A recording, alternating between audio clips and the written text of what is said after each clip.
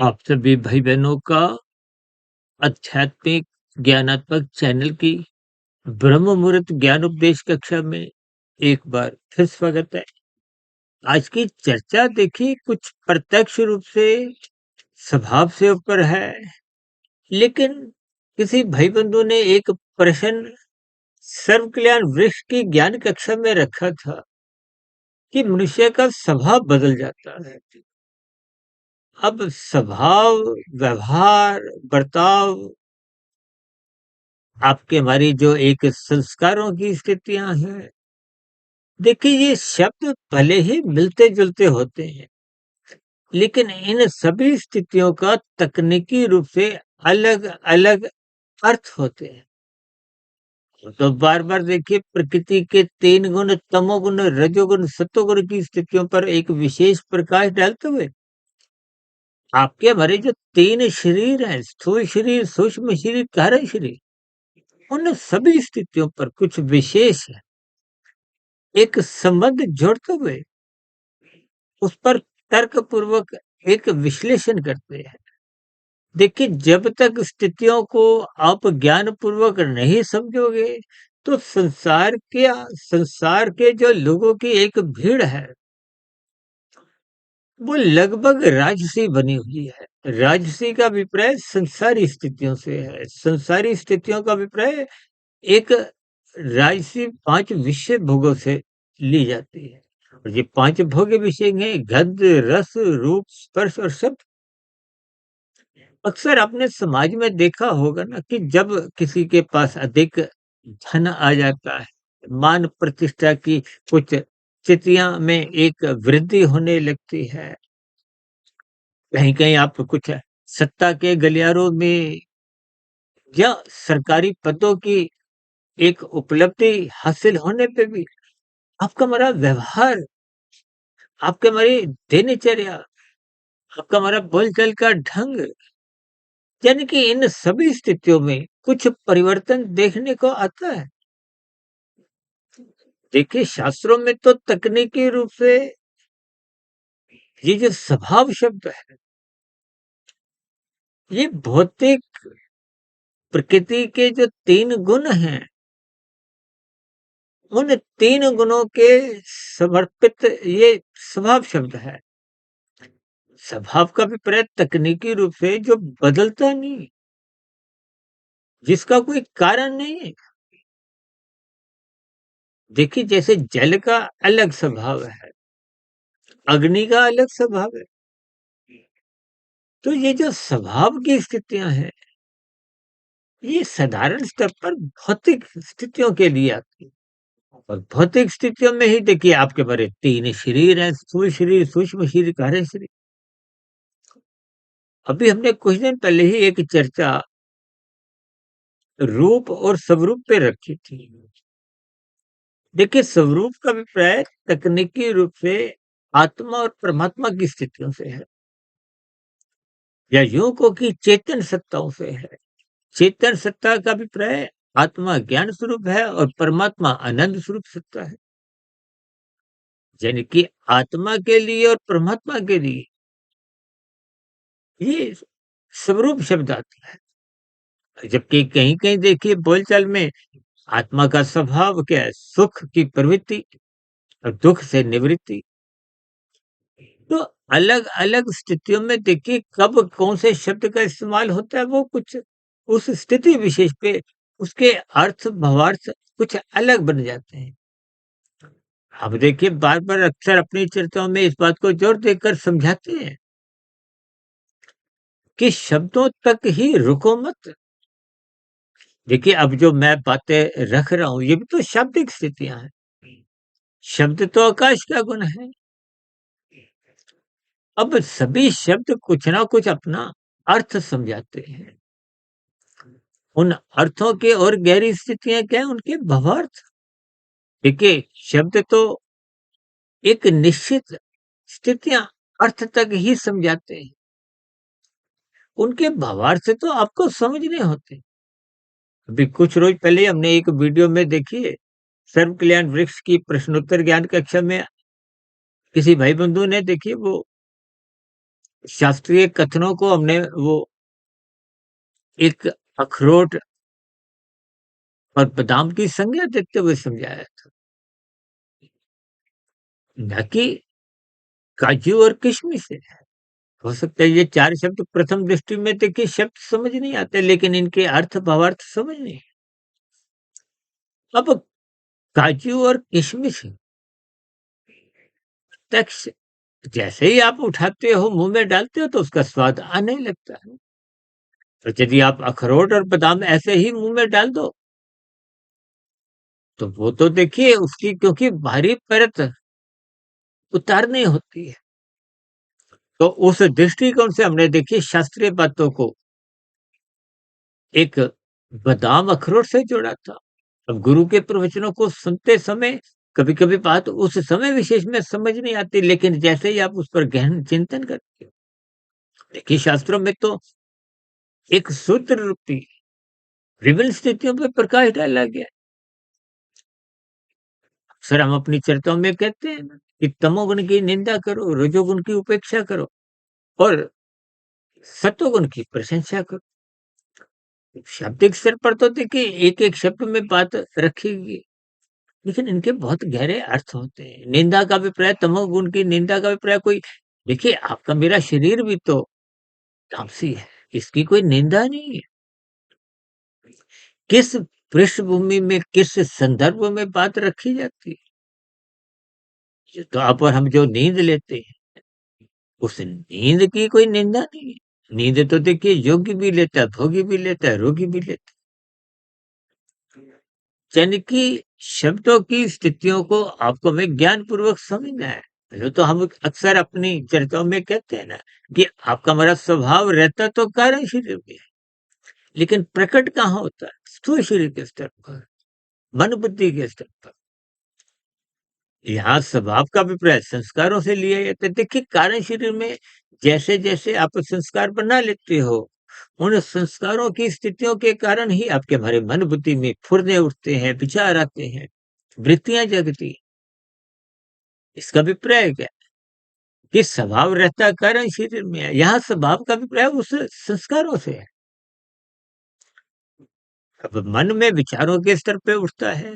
अब विचार तो देखिए का एक व्यक्तिगत स्थिति है कि मन में क्या विचार चल रहा है, दूसरे को तो पता नहीं चलता, क्योंकि वो तो सूक्ष्म शरीर की स्थितियाँ हैं। व्यवहार में तो देखिए एक स्थूल शरीर की स्थितियाँ हैं।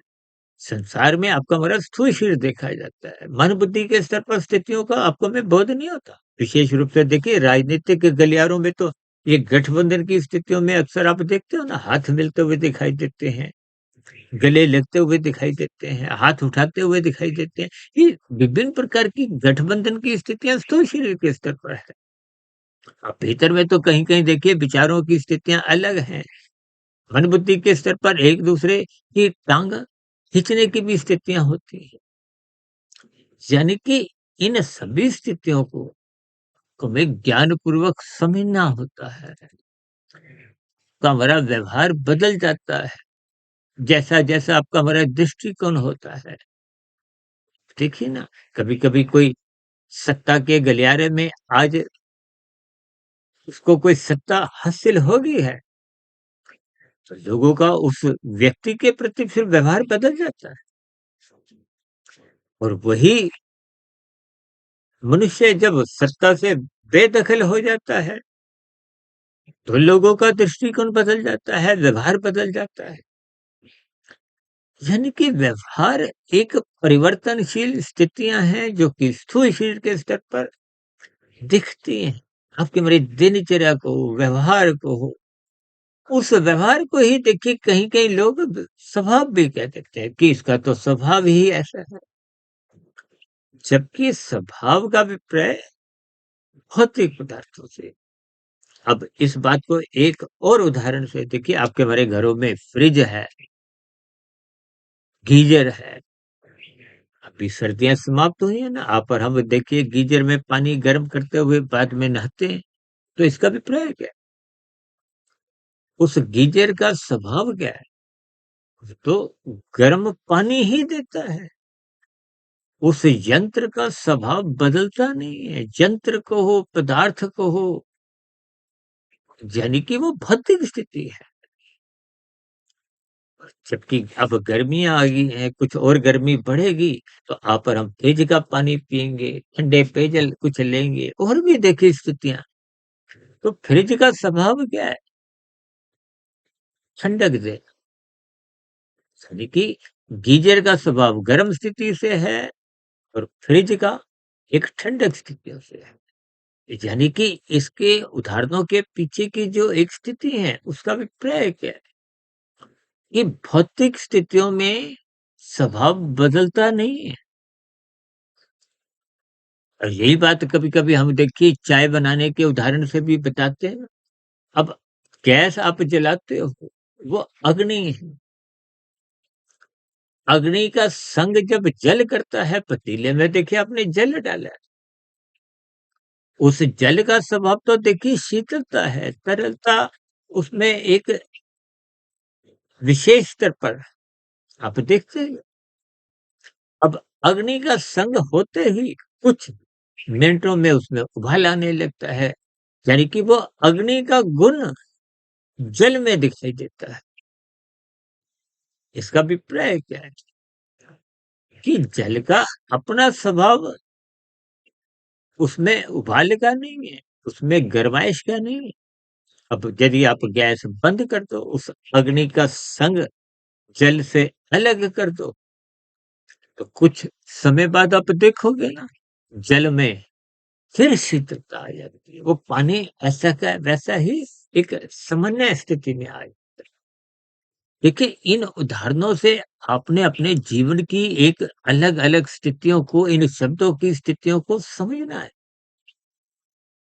जबकि स्वरूप का अभिप्राय आपका हमारे आत्मा से, परमात्मा की सत्ता से, चेतन स्थितियों से है। देखिए, शास्त्रों में तो 3 तत्वों को नित्य कहा गया है। अक्सर हमारी चर्चाओं में सच्चिदानंद शब्द आता है। सत्य शब्द प्रकृति के 3 गुणों से आता है, और 3 गुणों का ही एक परिवार पसारा, जो एक विस्तार है, जो माया है, वो 23 तत्वों में। उस 23 तत्वों में ही 24वां तत्व प्रकृति के 3 गुण हैं। यानी कि 3 गुण नित्य हैं, इनके लक्षण हैं। तमोगुण को पदार्थों से, रजोगुण को क्रिया से, सत्वगुण को ज्ञान से जोड़ा गया है। इनका स्वभाव नहीं बदलता। इसलिए तो शास्त्र बार-बार कहते हैं, सत्वगुण का संग करो। अब देखिए ना, ये जो वीडियो बनाते समय, ये ब्रह्म मुहूर्त का समय है। ब्रह्म शब्द परमात्मा के लिए आता है। परमात्मा तो देखिए विशुद्ध सत्वगुण ही सकता है। जबकि माया का जो सत्वगुण है, उसमें सत्वगुण की प्रधानता है। क्योंकि 3 गुण नित्य हैं, 1 गुण प्रधान होता है, दूसरा गुण, तीसरा अति गुण। जैसे ब्रह्म मुहूर्त में देखिए, सत्वगुण की शुद्धतम स्थिति है, तमोगुण अति गौण की स्थिति है, और रजोगुण अभी गौण है, अभी कुछ समय बाद रजोगुण आएगा। या कहीं-कहीं हम सर कहते हैं ना कि ब्रह्म मुहूर्त में उठो, शास्त्रों का स्वाध्याय करो, गुरु के प्रवचनों को सुनो, किस लिए? क्योंकि सतोगुण का संग लाभदायक है। यानी कि जिस गुण का आप संग करते हो, उसका रंग कहो, उसका प्रभाव कहो, वो आपके हमारे इन 3 शरीरों पे पड़ने लगता है। अपने हमने देखिए अपना कोई आत्मा का स्वभाव नहीं बदलना, आत्मा का तो पहले ही देखिए ज्ञान स्वरूप स्थिति है। हम जो बार-बार कभी-कभी कहते हैं ना, हमारी 3031 इन्हीं वीडियो होगी। इन वीडियो में भी देखिए कोई नया ज्ञान नहीं है। घूम फिर के देखिए प्रकृति के 3 गुणों की स्थितियाँ हम समझाते हैं। 3 गुणों के साथ-साथ आत्मा परमात्मा की स्थितियाँ समझाते हैं। ये 3 ही नित्य तत्व हैं। पदार्थों को तमोगुण से, रजोगुण को क्रिया से, सत्वगुण को ज्ञान से, ये प्रकृति के 3 गुण नित्य हैं, लेकिन जड़ हैं। अब साधारण बोलचाल में तो कहा जाता है ना, प्रकृति परिवर्तनशील है। ये प्रकृति में परिवर्तन परमात्मा की निर्गुण निराकार ब्रह्म सत्ता विद्यमान होने के कारण होती है। अब यूँ तो देखिए फ्रिज में से अगर बिजली का जो एक चेतन तत्व है, यूँ तो देखिए अब बिजली को कोई चेतन स्थिति नहीं कहते, लेकिन एक बात समझने की, यूँ तो आपका हमारा जो मोबाइल है, इस समय मैं जो लैपटॉप पे देखिए वीडियो बना रहा हूँ, ये लैपटॉप भी तो बैटरी से चल रहा है। बैटरी कहो, शक्ति कहो, विद्युत कहो, आत्मा कहो, परमात्मा को देखिए स्थितियों की अलग-अलग गहराइयों को आपने समझना है। इसका अभिप्राय ये है कि जब तक इन स्थितियों को आप ज्ञानपूर्वक नहीं समझे, देखिए ये 3 नित्य सत्य हैं। आत्मा को सत्य चित्त कहा जाता है। प्रकृति के गुण के साथ चित्त शब्द है ही नहीं, उसमें चेतना नहीं है, वो तो जड़ है। और जड़ शब्द के साथ ही ये स्वभाव शब्द आता है। जैसे जल का स्वभाव नहीं बदलता, अग्नि का स्वभाव नहीं बदलता, ये जड़ स्थितियां हैं। जबकि आपका हमारा आत्मा, देखिए आत्मा को सत्य के साथ चित्त कहा गया है, और कहीं भी आनंद नहीं कहा गया। और परमात्मा के लिए सत्य चित्त आनंद कहा जाता है, क्योंकि परमात्मा आनंद स्वरूप सत्ता है।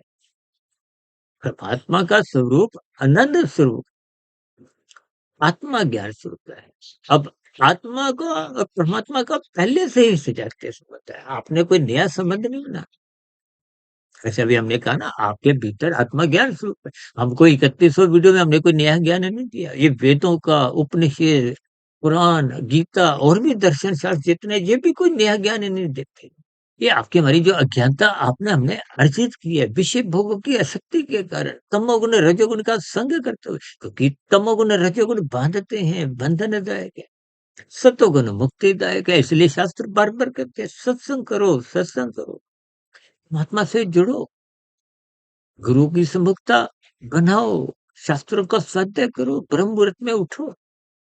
लेकिन ये सभी स्थितियों के जब तक आप भावार्थ, यानी कि गहरी स्थितियां समझोगे नहीं, तब तक देखिए आत्मा अपने मूल स्वरूप में वापस नहीं आती। आत्मा ज्ञान स्वरूप में आपने केवल अज्ञानता हटानी है। जैसे हम उदाहरण देख के बताते हैं ना, जैसे बल्ब ट्यूब जलता है।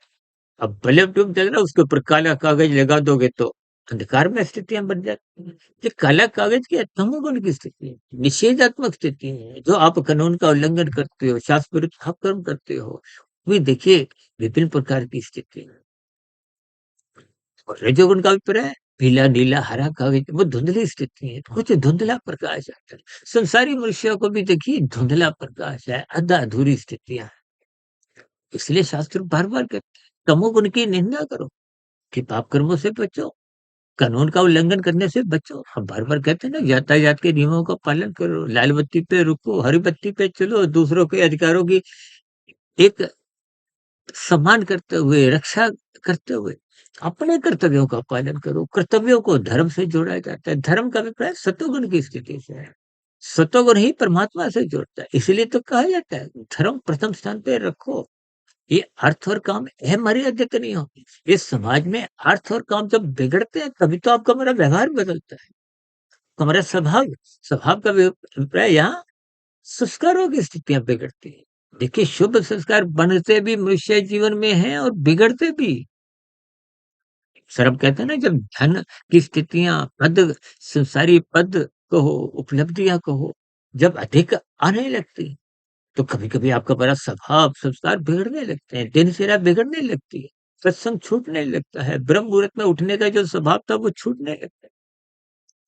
इन सभी स्थितियों को आपने हमने ज्ञानपूर्वक समझना है, यानी कि आपका मेरा व्यवहार ना बिगड़े, तो आपका हमारा मन बुद्धि के स्तर पर श्रद्धापूर्वक सत्संग करते रहिए, गुरु के प्रवचन सुनते रहिए, शास्त्रों का स्वाध्याय करते हुए देखिए ब्रह्म मुहूर्त में उठने की स्थितियां निरंतर बनाए रखिए। ये ब्रह्म मुहूर्त सतोगुण की शुद्धतम स्थिति है। यूं तो देखिए परमात्मा की प्रेरणा से, गुरुमुख के आशीर्वाद से पिछले लगभग 28-29 वर्षों से मैं 1 डेढ़ 2 बजे उठ जाता हूँ। इस समय तो देखिए तकरीबन ब्रह्म मुहूर्त समाप्ति की स्थितियां बनने जा रही हैं। थोड़ा-थोड़ा आप देखोगे ना, पीछे कुछ उजाला पो फटने की स्थितियां बनने लगी। देखिए इस सत्वगुण की स्थितियों को आप जितना संग करते हो, उतना आपकी अज्ञानता समाप्त होती है। जितना आप ज्ञानमय स्थितियों में रहोगे, तो आपको यथार्थ प्रकृति के 3 गुण, तुम्हारे 3 शरीर, आत्मा परमात्मा के सजातीय संबंध की एक स्थितियों की पहचान होने लगती है। और फिर हमारा जो लाभ किसमें है? सत्वगुण से जुड़ने से, गुरु के प्रवचन सुनने से, शास्त्रों का स्वाध्याय करने से। क्योंकि ये सभी स्थितियाँ आपकी हमारी अज्ञानता समाप्त करती है, और अज्ञानता समाप्त होते ही हमारा जो आत्मा का मूल ज्ञान स्वरूप स्थिति है, वो लौटने लगती है। और आत्मा परमात्मा की तो पहले से ही सजातीय संबंध। इन सभी स्थितियों को परमात्मा की प्रेरणा से, गुरुओं के आशीर्वाद से मैंने समझाने का एक प्रयास किया है, ताकि आपका मेरा स्वभाव ना बिगड़े।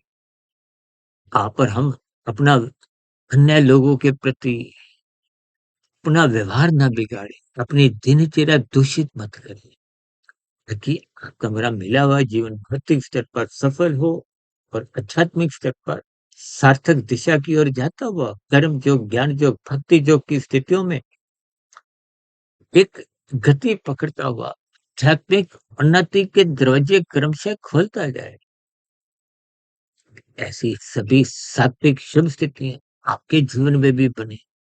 इन्हीं शुभकामनाओं के साथ आज की चर्चा विशेष को यहीं विश्राम देते हैं। दिन में आध्यात्मिक ऑक्सीजन की लघु ज्ञान संदेश कक्षा में, और शाम को सर्व कल्याण वृक्ष की प्रश्नोत्तर ज्ञान कक्षा में पुनः मुलाकात होगी। तब सुधीर भाटिया फकीर को इजाजत दें।